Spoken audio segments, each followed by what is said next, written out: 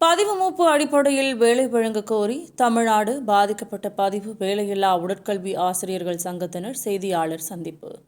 சென்னை சேப்பாக்கம் பத்திரிகையாளர் மன்றத்தில் தமிழ்நாடு பாதிக்கப்பட்ட பதிவு மூப்பு வேலையில்லா உடற்கல்வி ஆசிரியர்கள் சங்கத்தினர் செய்தியாளர்களை சந்தித்தனர்.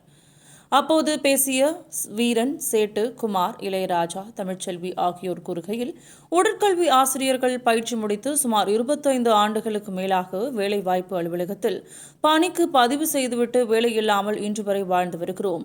நாங்கள் வேலைவாய்ப்பு அலுவலகத்தில் 1999 முதல் 2012 வரை பதிவு செய்துவிட்டு திமுக அரசினை நம்பியிருக்கிறோம். பகுதி நேர ஆசிரியர்கள் தவறான முறையில் ஓவர்லுக் செய்து பணி நியமனம் பெற்றவர்களுக்கு இந்த அரசு சிறப்பு மதிப்பெண் வழங்குகிறேன் என்று அறிவித்தது எந்த விதத்தில் நியாயம்?